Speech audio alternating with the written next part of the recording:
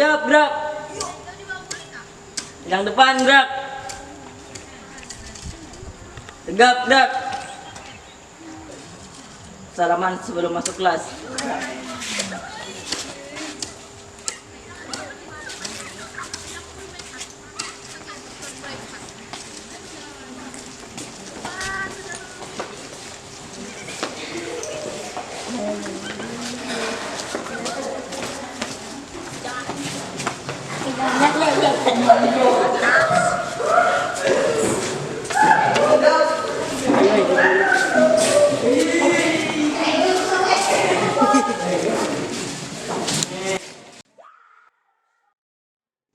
Assalamualaikum warahmatullahi wabarakatuh. Waalaikumsalam.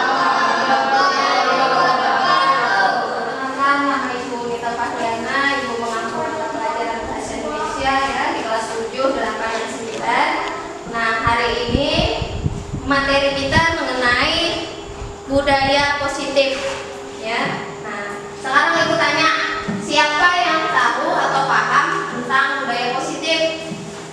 Ayo, silakan angkat tangannya. Ya, silakan, Hamida. Menampilkan sifat yang baik. Bagus. Siapa lagi? Ayo, yang laki-lakinya. Angkat tangannya. Silakan, Sirajudin. Ayo. Ayo. Budaya positif berarti budaya yang baik. Yang baik. Contohnya apa?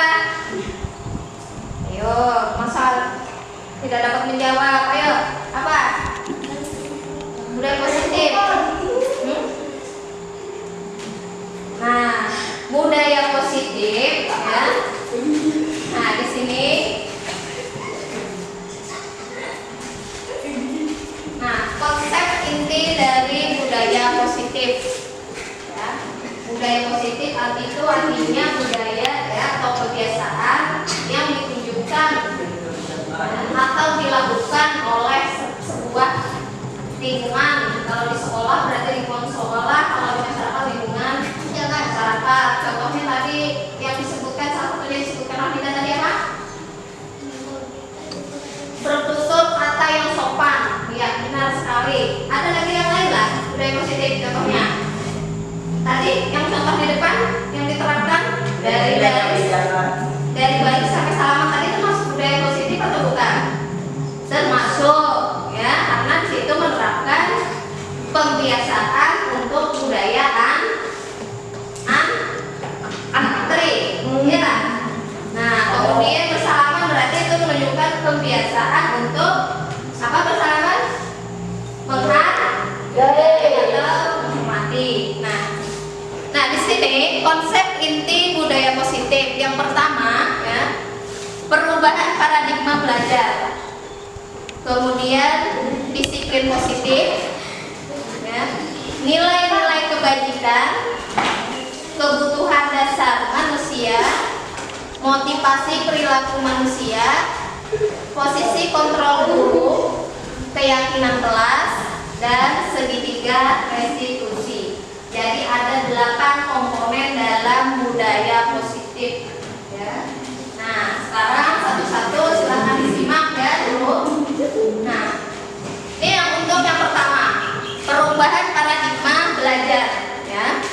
Pembelajaran dengan paradigma baru merupakan pembelajaran yang dirancang berdasarkan prinsip pembelajaran berdiferensiasi, sehingga peserta didik belajar sesuai kebutuhannya, berdasarkan tahap perkembangan sesuai kebutuhannya. Ya.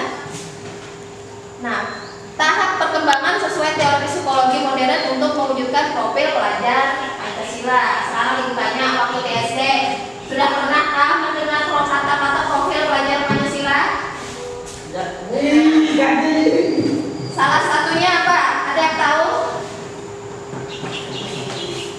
Ada yang tahu profil pelajar Pancasila yang pertama? Beriman dan bertakwa kepada Tuhan Yang Maha Esa dan apa? Dan berdoa akhlak mulia. Itu yang pertama.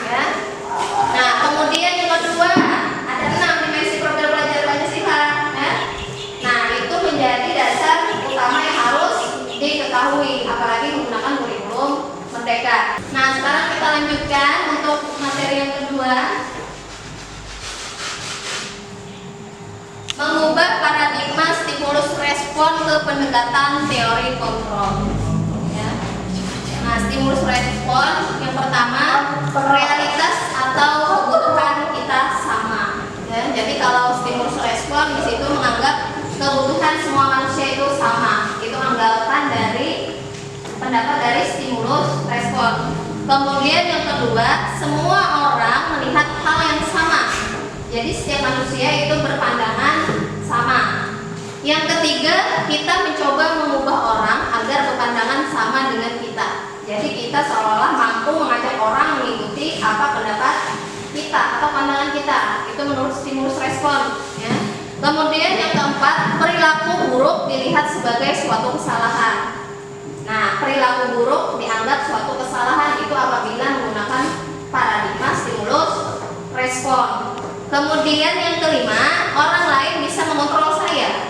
Ya, orang lain bisa mengontrol saya. Itu menurut pandangan atau paradigma stimulus respon. Kemudian saya bisa mengontrol orang lain. Saya, diri kita bisa mengontrol orang lain. Nah, kebalikannya tadi. Nah, itu stimulus respon.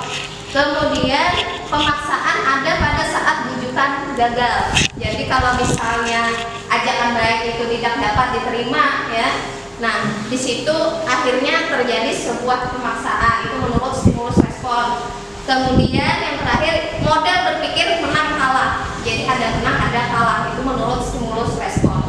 Nah, sekarang kita bandingkan dengan pendekatan teori kontrol. Bagaimana menurut pandangan atau paradigma teori kontrol, ya?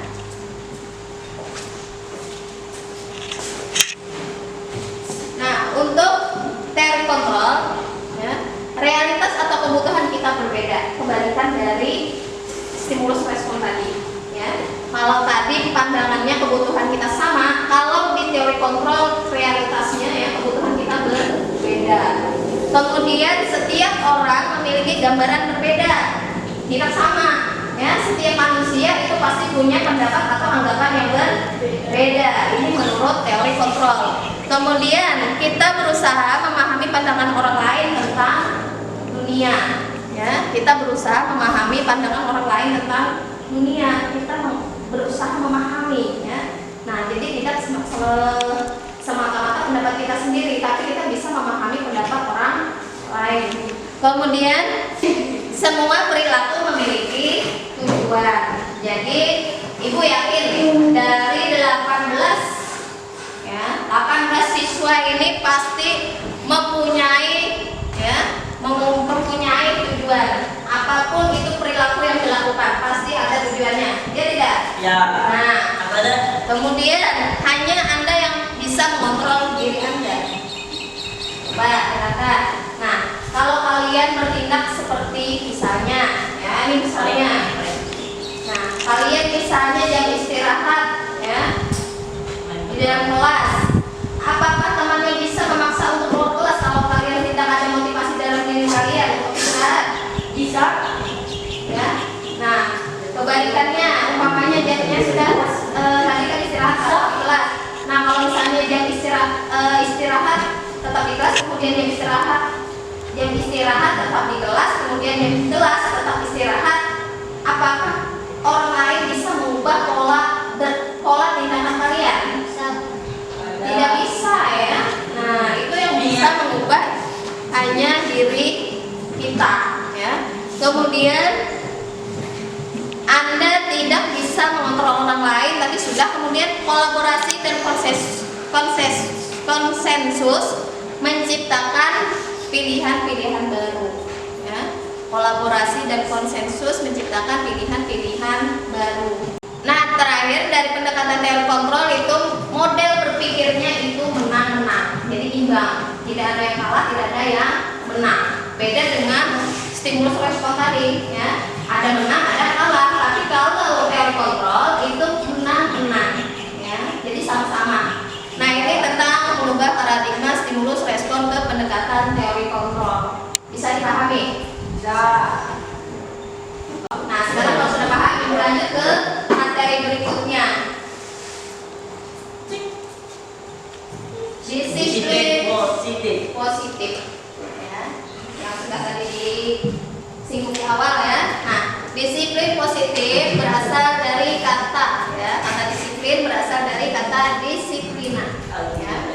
yang artinya belajar. Ya. Disiplin mengacu pada disiplin diri yang memiliki tanggung jawab terhadap apa yang dilakukannya, ya, berdasarkan nilai-nilai yang diyakini. Kemudian disiplin positif merupakan salah satu cara penerapan disiplin yang bertujuan untuk menumbuhkan kesadaran, ya, untuk menumbuhkan kesadaran serta memberdayakan peserta didik tanpa imbalan atau reward, ya, ancaman atau hukuman. Nah, itu kemudian disiplin, ya. Nah, sebagai pendidik, ya, sebagai pendidik nih, ambil contoh ibu, ya. Nah, sebagai pendidik tujuannya, ya, tujuan ibu ini adalah menciptakan peserta didik, ya, peserta didik itu siswa, menciptakan siswa, ya, yang memiliki disiplin diri. Nah, disiplin diri sehingga mereka, ya, mereka itu kalian berperilaku, ya, berperilaku mengacu pada nilai-nilai kebajikan, nilai-nilai kebajikan universal atau menyeluruh, ya, universal itu menyeluruh, kebajikan universal, dan memiliki motivasi intrinsik dalam perubahan perilaku ke arah yang lebih baik, ya. Jadi bukan diartikan disiplin itu seperti semacam hukuman, bukan, ya. Disiplin itu proses belajar, ya. Nah, paham ini disiplin positif? Nah, lanjut, ya. Nah, coba lihat nilai-nilai kebajikan, nilai-nilai yang disepakati bersama terlepas dari suku agama, ya, terlepas dari suku bangsa, agama, bahasa maupun latar belakang. Nilai-nilai kebajikan di sini diambil contoh tadi yang profil pelajar Pancasila tadi, ya. Nah, ini 6 dimensinya. Beriman dan bertakwa kepada Tuhan. Itu simak. Tuhan yang Maha Esa dan berakhlak yang mulia. Kemudian yang kedua,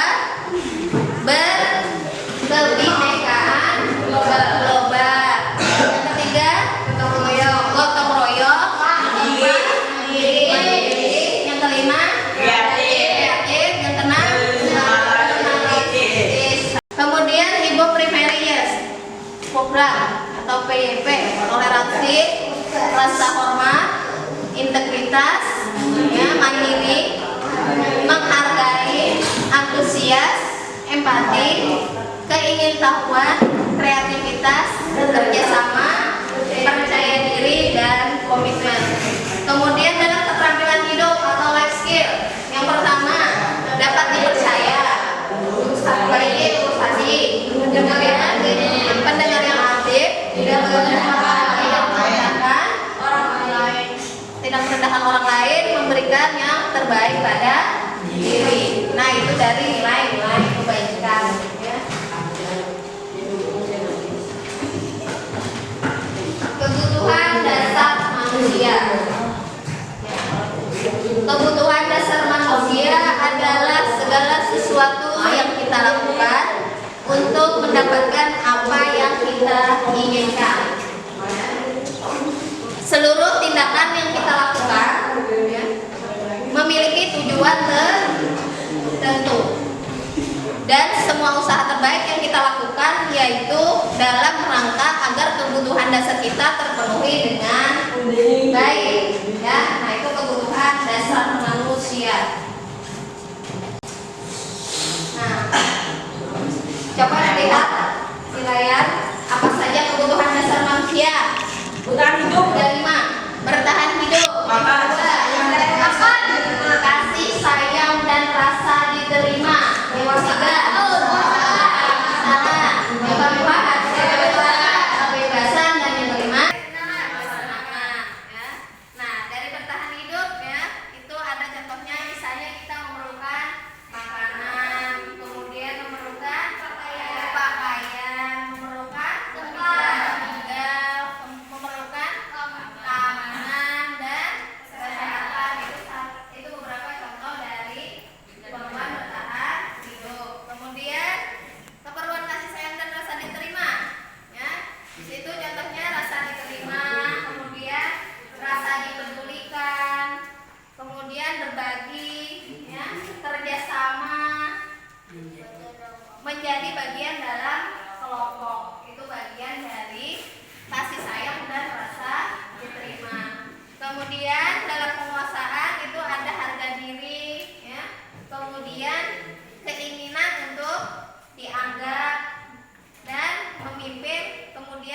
berprestasi, diakui dan didengar. Ya, itu penguasaan. Nah, yang keempat kebebasan, ya. Mandiri, memiliki pilihan, kemudian mencoba hal baru, mampu mengendalikan arah dirinya. Nah, yang terakhir kesenangan itu misalnya bermain, ya. Nah, kemudian humor, antusiasme dan tertawa.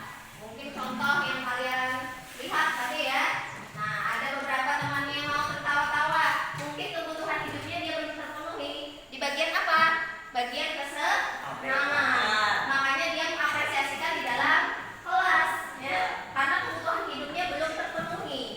Nah, di saat ibu atau guru menyuruh dia tidak bisa diam karena dia ingin mengekspresikan, ingin menunjukkan kalau saya ini perlu kesenangan. Makanya dia tuangkan dalam candaan di dalam kelas.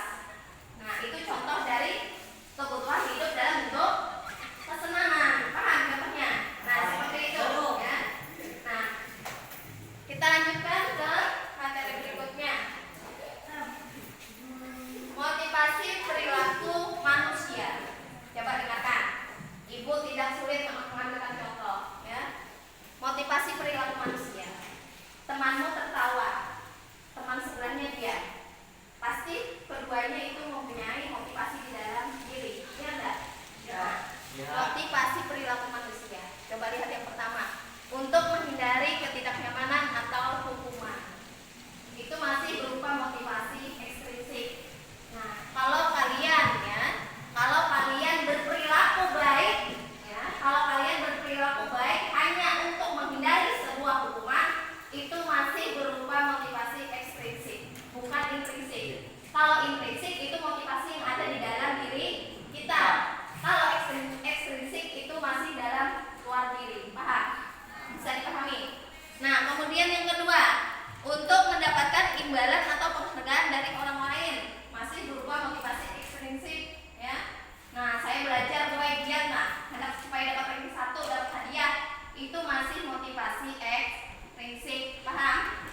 Kemudian yang ketiga, untuk menjadi orang yang mereka inginkan dan menghargai diri sendiri dengan nilai-nilai yang mereka percaya. Nah, itu motivasi ekstrinsik. Misalnya kalian dapat tugas, umpamanya dapat tugas bahasa Indonesia atau pelajaran yang lain, misalnya mengerjakan tugas matematika. Lalu kalian dengan kesadaran diri, oh ini ibunya sudah memberi tugas, artinya saya harus menyelesaikan sesuai waktunya, tepat waktu, mengumpul. Berarti itu motivasi dalam diri, tidak perlu diperintah, tidak perlu dikejar-kejar oleh guru mata pelajaran atau wali kelasnya. Kalian inisiatif sendiri untuk mengumpul tugas. Nah, itu berarti motivasi intrinsik. Bisa dipahami? Nah, sekarang kita lanjutkan, ya, yang berikutnya. Ada 3. Nah, coba dilihat. Semuanya fokus ke layar. Coba dilihat. Ada 3. Apa yang 3 di situ? Hukuman. Yang kedua, konsekuensi. Yang ketiga, restitusi. Apa beda dari ketiga itu? Coba dilihat. Hukuman tidak berencana atau tiba-tiba. Murid tidak tahu apa yang akan terjadi atau tidak dilibatkan. Nah, bersifat satu arah berupa hukuman fisik atau psikis. Jadi perlu kalian ketahui, ya, hukuman, ya, itu bersifat sepihak. Maksudnya seperti ini. Kalian pernah datang terlambat di sekolah? Ayo mengaku yang pernah. Nah, lalu umpamanya guru kalian langsung memberikan, silakan keliling lapangan 100 kali. Nah, berarti itu sebuah hukuman. Artinya kejadian itu spontan diberikan oleh sepihak, dari pihak guru saja. Tidak ada kesepakatan antara guru dan murid. Itu hukuman.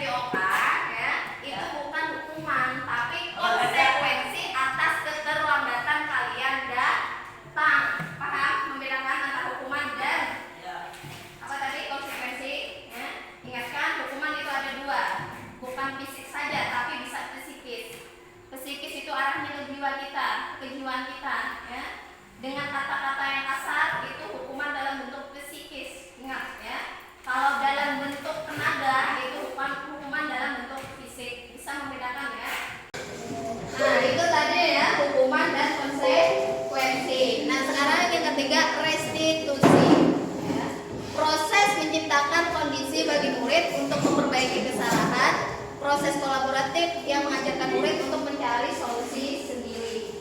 Jadi tadi misalnya ya, nah kalian datang terlambat nih ya, sering datang terlambat, kemudian kalian dipanggil guru PK. Nah, pasti di sana ditanyakan ya, apa yang menyebabkan kamu datang terlambat? Nah, kemudian ya kehujanan. Kemudian kamu tahu tidak kalau terlambat itu melanggar peraturan sekolah? Nah, tahu. Kemudian kamu apakah bersedia untuk memperbaiki kesalahan kalian itu? Bersedia. Nah, jadi dari pertanyaan itulah yang dinamakan restitusi ya. Jadi perubahan dari nama kesalahan untuk menuju ke perbaikan yang lebih baik ya. Nah, selanjutnya 5 posisi kontrol seorang guru ya. Perlu kalian ketahui 5 posisi kontrol seorang guru. Yang pertama posisi penghukum, yang kedua posisi pembuat merasa bersalah, yang ketiga teman, yang keempat pemantau, dan yang kelima Nah, selanjutnya contoh beberapa 5 posisi kontrol guru. Ini aku ambilkan contoh kasusnya ya. Siswa yang akhir-akhir ini sering membolos. Coba dilihat dari 5 posisi kontrol ini. Nah, hormat pada bendera selama 1 jam. Itu posisi kontrol seorang guru sebagai penghukum. Siapa yang pernah dihukum hormat bendera 1 jam waktu di SD? Berarti guru itu tidak melakukan sebagai hukum ya. Nah, yang kedua, pembuat merasa bersalah. Misalnya ada gurunya bersuara seperti ini ya. Berapa kali ibu harus memberitahu kamu ya? Kamu selalu saja membicarakan ibu ya. Itu kalimat itu sebenarnya kalimat pembuat merasa bersalah ya. Kemudian yang ketiga, sebagai teman, bahasanya halus ya, tapi kalau dimaknai, ayo dong ikuti peraturan sekolah, tolong bantu ibu ya sekali ini ya, sudah tidak apa-apa, lain kali jangan sampai berbuat seperti ini lagi ya. Nah, itu posisi kontrol sebagai seorang teman kalau kalimat yang dikeluarkan guru kalian masih seperti itu. Nah, sekarang yang keempat, posisi kontrol pemantau ya. Kamu sudah melanggar peraturan sekolah ya. Kamu tahu konsekuensinya. Setelah ini kamu harus minta maaf kepada semua guru yang masuk kelasmu dan jangan diulang lagi. Itu posisi kontrol seorang guru sebagai pemantau. Nah, kalau sebagai manajer, apakah kamu tahu kesalahanmu? Ya. Bagaimana kamu memperbaikinya? Nah, itu posisi manajer. Kira-kira kalau dari 5 ini posisi kontrol seorang guru yang seperti apa yang kalian harapkan? Nomor apa? Nomor 4 atau nomor 5. Itu sempurna kalau guru sudah memiliki posisi kontrol sebagai manajer. Kemudian yang selanjutnya, keyakinan kelas. Kenapa keyakinan kelas? Bukan peraturan kelas. Ya. Keyakinan kelas. Pembentukan keyakinan kelas ya, yang pertama itu bersifat abstrak, kemudian berupa pernyataan universal, kemudian dibuat dalam pernyataan positif ya, kemudian sedikit saja agar mudah diingat, selanjutnya sesuai dengan kondisi kelas dan sekolah sehingga mudah diterapkan, dan yang terakhir semua warga sekolah atau warga kelas dilibatkan saat membuat keyakinan kelas. Mungkin kalau yang sering kalian dengar itu peraturan kelas ya, atau peraturan sekolah. Nah, di sini kalian digunakan keyakinan kelas. Nah, masuk ke materi terakhir ya, segitiga restitusi ya. Suatu proses dialog yang dilakukan oleh guru agar dapat menghasilkan murid yang mandiri dan bertanggung jawab. Jadi ada 3 tahapan ya. Yang pertama menstabilkan identitas, kemudian validasi tindakan yang salah, dan yang ketiga menanyakan keyakinan. Nah, sekarang tahap menstabilkan identitas. Berdasarkan prinsip membuat kesalahan adalah bagian dari proses pembelajaran. Ya.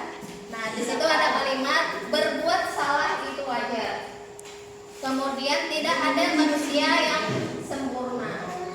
Ibu juga pernah melakukan kesalahan. Ibu tidak mau mencari siapa yang salah, tetapi ibu ingin mencari solusi dari permasalahan ini. Kemudian yang terakhir, kamu berhak merasa begitu. Nah, ini tahapan biasanya yang digunakan pada menstabilkan identitas. Kemudian yang kedua, ini tahapan dari segitiga restitusi yang kedua, validasi tindakan yang salah. Ya. Berdasarkan prinsip, setiap perilaku berupaya memenuhi suatu kebutuhan tertentu. Ya. Yang pertama, kamu pasti punya alasan mengapa melakukan hal itu. Ya. Kemudian yang kedua, padahal kamu bisa melakukan yang lebih buruk dari ini ya.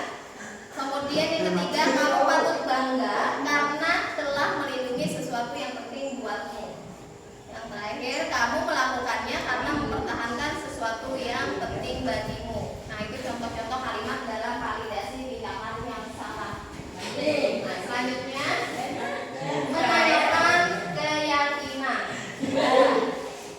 Nah, berdasarkan prinsip teori kontrol ya, bahwa pada dasarnya kita termotivasi secara intrinsik. Jadi motivasi yang terjadi dari dalam diri kita. Yang pertama, apa keyakinan kelas kita. Kemudian yang kedua, nilai-nilai apa yang telah disepakati bersama. Yang ketiga, seperti apa gambaran sebuah kelas yang ideal menurut kamu. Dan yang keempat, kamu ingin menjadi orang yang seperti apa. Itu contoh kalimat-kalimat yang digunakan dalam menanyakan keyakinan. Nah, selanjutnya. Assalamualaikum, boleh Nurul masuk? Waalaikumsalam Nurul, ya silakan masuk. Silakan duduk Nurul. Nurul tahu mengapa ibu memanggil Nurul ke ruangan ini? Tahu Bu, karena Nurul sering bolos. Nurul tahu dari pukul berapa sampai dengan pukul berapa pembelajaran kita? Dari pukul 8 sampai dengan pukul 13.50 Bu.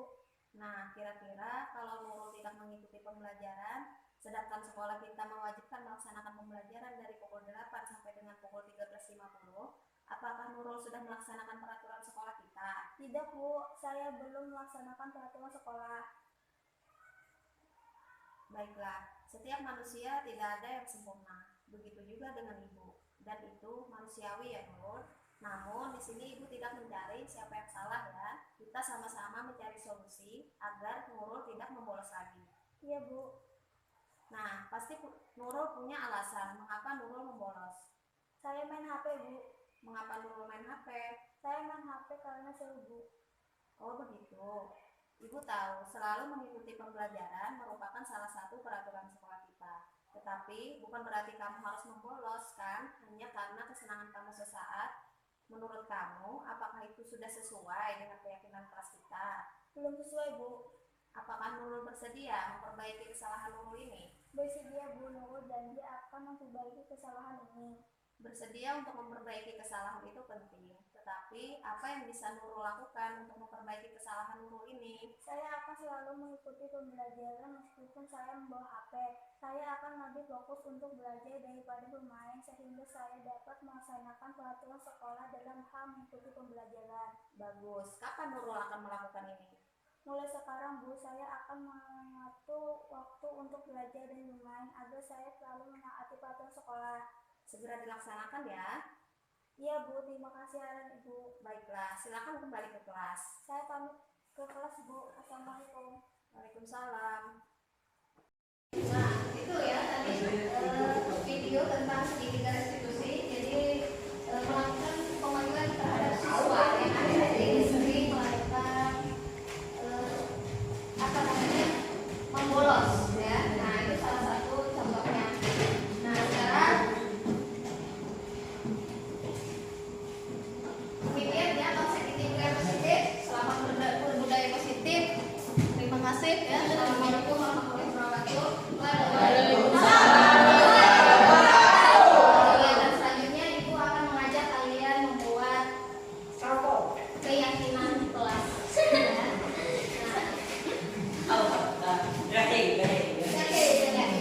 Tugasnya yang terakhir. Di skriptok ini silakan kalian tulis. Nih, Ibu ingin mengajak kalian membuat kesepakatan kelas khususnya untuk pelajaran Ibu nih. Kalian silakan boleh membuat satu peraturan atau kesepakatan atau keyakinan kelas yang kalian inginkan. Silakan tulis satu di skriptok ini ya.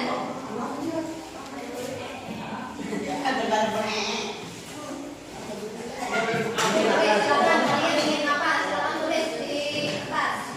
Jadi sudah dibagikan. Iya, tulis nama. Bukan sekolah ya. Ini dalam lingkup kelas.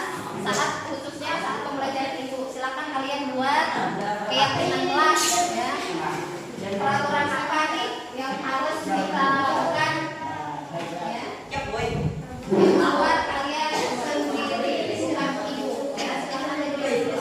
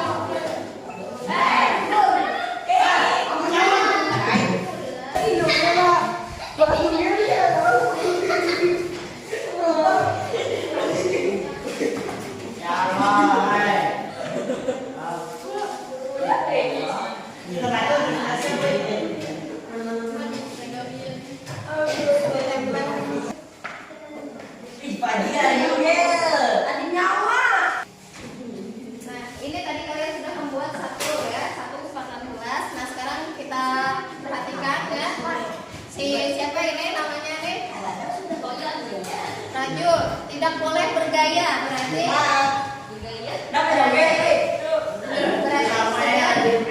sederhana. Ya lah, tulis dulu sini. Keyakinan kelas.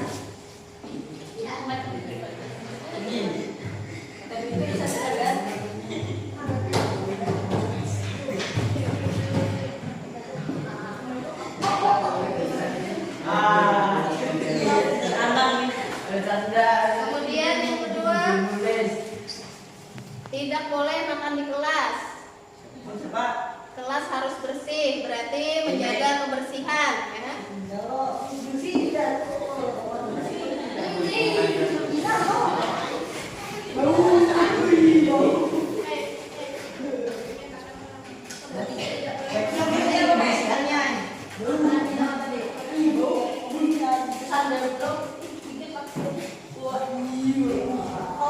Tidak boleh makan di kelas, tidak boleh makan di kelas, berarti apa? Tidak boleh makan di kelas berarti makan saat istirahat saja ya.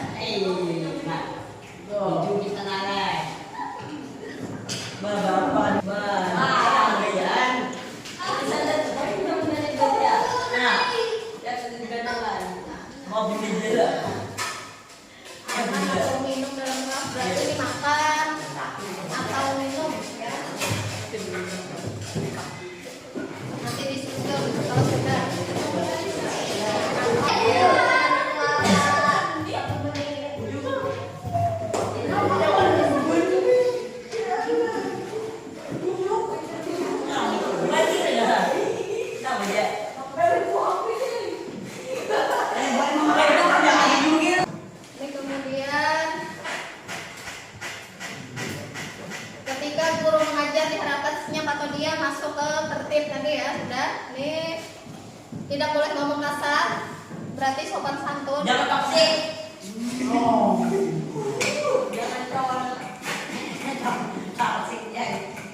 Jaga sopan santun ya, tidak boleh ngomong kasar itu. Baca. Kemudian Harus punya kelas. harus menyambut kelas, berarti masuk ke menjaga kebersihan. Sudah tadi minum di kelas, tadi makan dan minum saat istirahat, boleh keluar kelas sebentar, berarti izin sebelum meninggalkan kelas ya, izin sebelum meninggalkan kelas.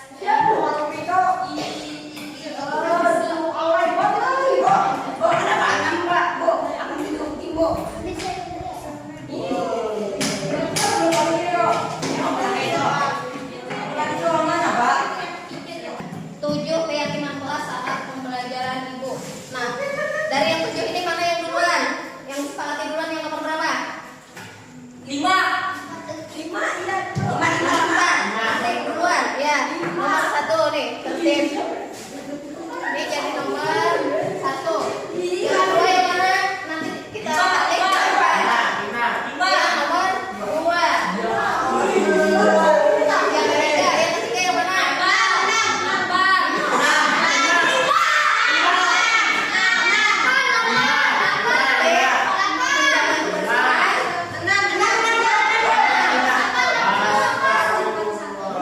Kemudian apa lagi?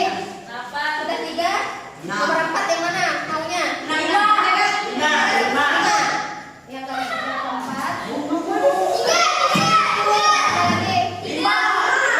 1, 2, 3, 4 baru 4. Ini. Yang keempat yang mana? 3.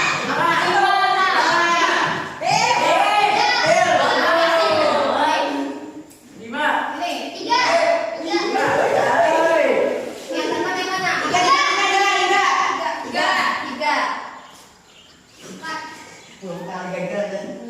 Ini yang terakhir. Nah, dibukakan ya. Silakan nanti catat di buku kalian masing-masing. Nanti kalau wali kelas kalian menanyakan keyakinan kelas, silahkan sampaikan keyakinan kelas yang pelajaran ibu. Siapa tahu ada yang dipakai untuk keyakinan kelas. Silakan ditulis dulu supaya ingat. Ingat ya, ini yang membuat keyakinan kelas bukan ibu. Ini dari kalian, berarti kalian juga yang harus menerapkannya. Ya, paham?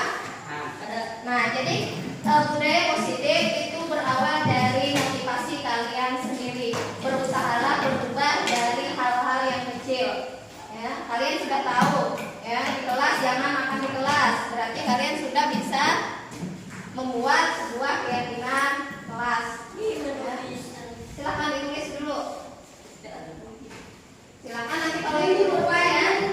Kalau ibu lupa, ibu menegur kalian. Misalnya kalian keluar kelas, mau keluar kelas, ibu tidak memperbolehkan, silakan kalian tegur, kalian dengarkan. Karena kesepakatan kelas kita boleh izin boleh keluar asal izin terlebih dahulu ya.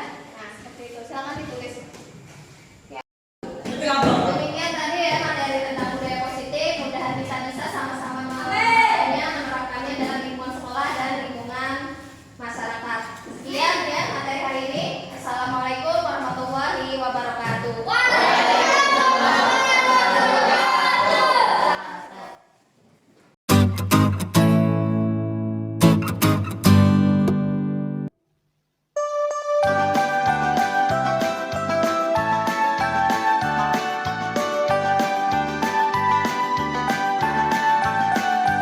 Belajar Pancasila, beriman dan bertakwa pada Tuhan yang Esa dan berakhlak mulia, berkebinekaan global, gotong royong mandiri.